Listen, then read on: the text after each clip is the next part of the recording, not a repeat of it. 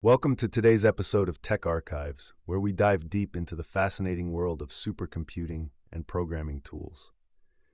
Today, we're exploring a very specific yet intriguing topic, the ACK, or Amsterdam Compiler Kit fork designed for the mighty Cray XMP supercomputer. Have you ever heard of the Cray XMP? This legendary machine was at the forefront of supercomputing back in the 1980s. Well, we're going to talk about how to build and run programs on it using ACK and a bit of ingenious workarounds. First off, let's set the stage. If you want to start developing for the Cray XMP, you need the right tools. Now, there was a fork created specifically for this. It's the ACK. It only supports the Cray XMP and its OS operating system, which stands for Cray Operating System. Sounds niche, doesn't it? It is, but think about it this way. Just like how vintage car collectors need rare parts to keep their classics running, developers often need specific tools to support legacy systems. Now, if you want to build ACK on your computer, whether it's running Mac OS or Linux, you'll need some prerequisites. We're talking about tools like Bison and Flex, and yes, you've got to have GNU GCC and GMake on hand. On Debian-based Linux, it's as simple as running a command in the terminal to install these tools.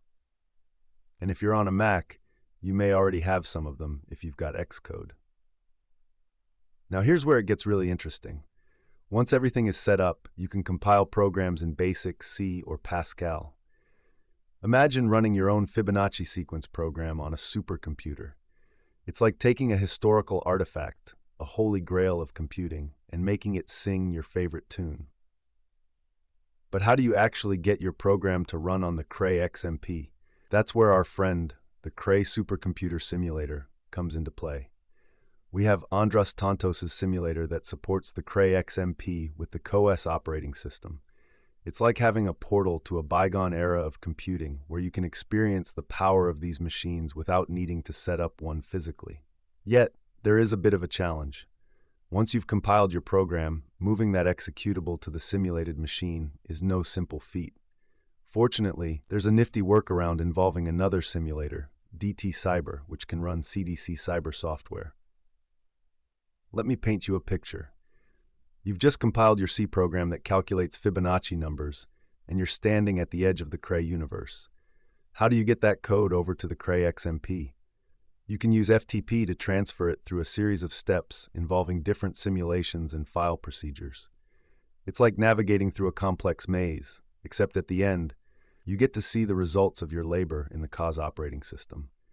And this isn't just about coding, it's about nostalgia and the joy of seeing how far computing has come. Now let's think about the broader implications. What does this mean for hobbyists and enthusiasts today? With tools like ACK and the ability to connect different systems, the Cray XMP remains relevant. It gives people the chance to engage with history, explore programming concepts, and experience the thrill of pushing boundaries, even in a digital playground. As we wrap up, I want to leave you with this thought.